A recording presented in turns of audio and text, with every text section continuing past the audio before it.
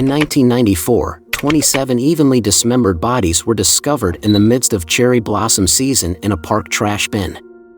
Many noted the eerie resemblance of this case to the dark-themed video game Megami Tensei, a spin-off of the popular Persona RPG franchise in Japan. Inokashira Park is a renowned destination in Japan for its stunning natural scenery, which undergoes noticeable changes with each season.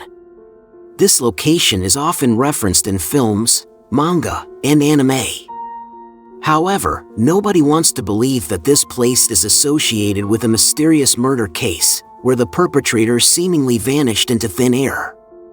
On April 23, 1994, a janitor cleaning the park stumbled upon what she thought were bags containing leftover fish in a trash bin. Assuming she could feed the wild cats that roamed the park, she decided to take them. However, upon opening the bags, she was met with a horrifying sight: human eyes, fingers, and a shoulder. The police were quickly notified, and upon inspecting 26 other small bags, they collected a total of 27 body parts, including both feet, both hands, and a shoulder. What was peculiar about these bags was the way they were tied, in a manner typical of fishermen, not how an ordinary person would do it. From the examination results, it was evident that the killer's methods were ruthless, showing a strong intent to conceal the crime. The police couldn't identify the victim based on the autopsy report and didn't gather any substantial leads from it. They faced challenges right from the start of the investigation. 2 days later, on April 25th, a woman reported to the police station that her husband, Psyche Kawamura, had gone missing. Kawamura, an architect, hadn't returned home after a night out with friends on the evening of the 21st. According to nearby residents of Inokashira Park, they heard the sound of a car accident that same night, but the police received no reports thereafter. On April 20th, the day before Kawamura went missing, someone witnessed 2 young men assaulting a man near Kichijoji Station around midnight. They claimed the victim bore a striking resemblance to Kawamura. However, Kawamura's wife refuted this, stating he returned home on the night of the 20th without any injuries or signs of distress. After days of investigation, the police hit a dead end. The investigation shifted focus to the body. Due to severe dismemberment, forensic doctors couldn't determine the cause of death immediately. Tests showed the victim wasn't poisoned. Considering the extent of bone damage, death from a severe car accident was ruled out since there were no signs of significant trauma before death. With blood drained from the body, no visible wounds were apparent, making it impossible to determine if the victim was brutally beaten or suffocated before death. The sole injury was a cut below the rib cage, bleeding but not causing death as the ribs remained intact. In essence, determining the cause of death in this case seemed impossible. The autopsy report from Keirin University Hospital stated the cause of death couldn't be determined, leaving forensic staff puzzled. What baffled both the forensic team and police was the precision of dismemberment, with each body part cut evenly with an electric saw, approximately 20 centimeters in length. Enough to fit into the 20 by 30 centimeters holes of the trash bin. And drained of blood, indicating a level of skill akin to a trained physician. Some traces of blood flow in the tissue suggested the man may have been slashed while still alive. Despite combing through the park and nearby areas, the police couldn't find the remaining 1/3 of the victim's body, including the head. However, through advanced forensic methods available at the time, coupled with fingerprints and DNA evidence, the victim was identified as Psyche Kawamura, a 35-year-old architect who disappeared before the body was discovered. The police immediately rushed to Kawamura's house, obtained his clothes, and extracted DNA, resulting in a match with the body. With this confirmation, the police could ascertain the victim's identity, marking a significant breakthrough in the case.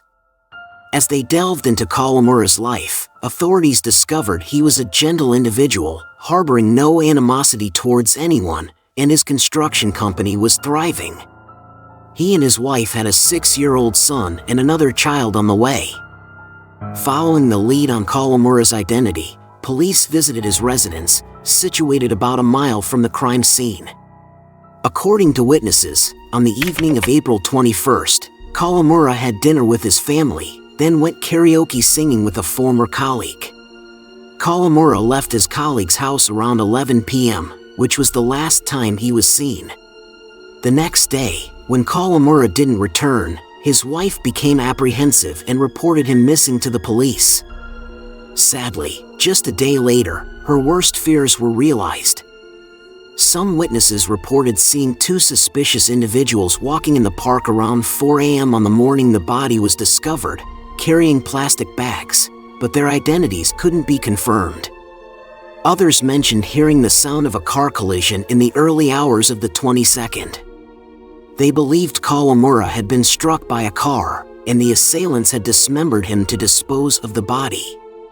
All of Kawamura's family, friends, and colleagues were questioned by the police, but he seemed to have no enemies. Initially, Kawamura's wife was considered the primary suspect, but there wasn't enough evidence to charge her. Some investigators speculated that Kawamura might have become a target of the Yakuza, given the unusually brutal nature of his death. Unfortunately, despite questioning around 37,000 individuals, we may never know the true story behind Kawamura's death, and no justice may ever be served.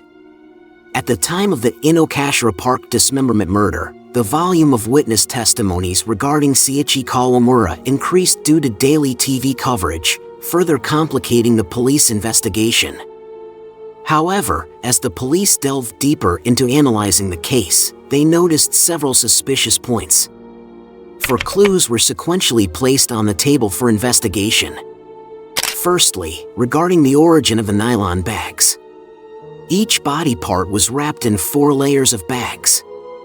2 inner layers were wrapped in opaque plastic bags with holes, and 2 outer layers were black translucent nylon bags. This packaging method was often used at fish markets to store fish, which is why the female janitor initially mistook it for a bag containing fish. Moreover, only 20 kilograms of the body, or 30% of the victim's remains, were found, so what happened to the remaining parts? Secondly, the complete removal and cleaning of all blood from the corpse. This is unimaginable in ordinary households. It not only requires a significant amount of water for washing and scrubbing, but also requires a lot of space to do so. Therefore, the police then searched all food and seafood processing plants near Kichijoji with similar conditions, but found nothing. Thirdly, concerning the dismemberment tool. The police determined that dismemberment was done with a fixed saw on a woodworking table, not a handheld saw that movie killers often use, so the cutting surface could be ensured to be smooth and square. With this type of machinery, the noise produced would be very loud, making it difficult for the murderer to commit the crime at night.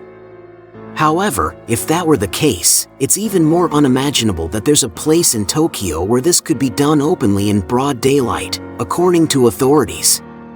Fourthly, regarding the victim's time of disappearance. Between the last time Kawamura was seen and the discovery of the body, there were only 30 hours.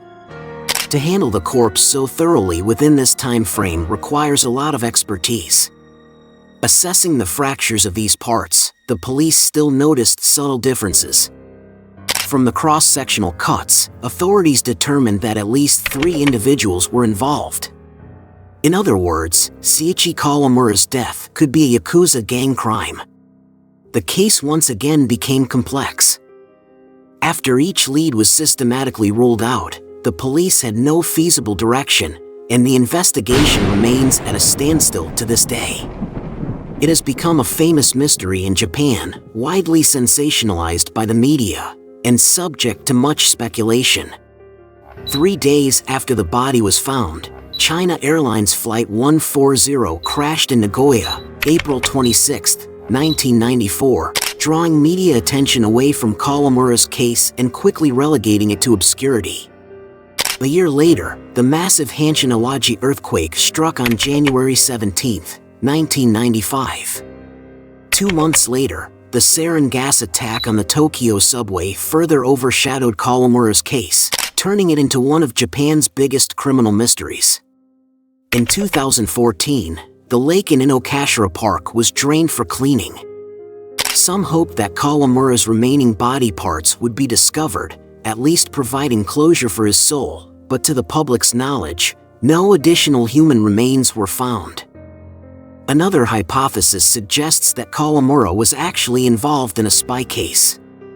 This theory emerged from Hiroshi, a mobile grocery vendor near Kichijoji Temple. Hiroshi often contested seats with foreign youths when selling his goods. At the end of 1993, while setting up his stand at Inokashira Park, he got into a dispute with some of these youths, who threatened him.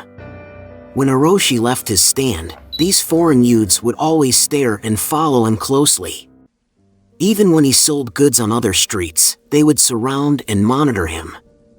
Hiroshi and locals noticed that although this group didn't buy anything, they were always crowded with people coming and going, behaving stealthily. They speculated that this stall was just a cover, and it could truly be an intelligence point for some country. Fearing, Hiroshi listened to the people around him, left his business, and fled home. In April 1994, when the TV reported Kawamura's murder, Hiroshi broke into a cold sweat upon seeing the victim's image on TV. "This person looks like me." He later told the media that his former shop was only a few meters away from Kawamura's house. Many people occasionally passed by and greeted him, calling him Kawamura, which he didn't understand at the time. Now he understood because the two looked too much alike. According to Hiroshi's speculation, the intelligence agency of some country should have mistaken him for Kawamura, and as a result, Kawamura was killed. Many people laughed at Hiroshi's thought, but later, they had to reconsider. Hiroshi feared for his family's safety and decided to leave home in hiding. But a few years later, Hiroshi's entire family was also murdered when he was out. Only he unexpectedly survived. Another widespread rumor even suggested that Kawamura was once a member of the Aum Shinrikyo cult and was brutally murdered when attempting to leave. The incident occurred during Aum Shinrikyo's rise in Japan. In 1994, Aum Shinrikyo had nearly 10,000 followers in Japan.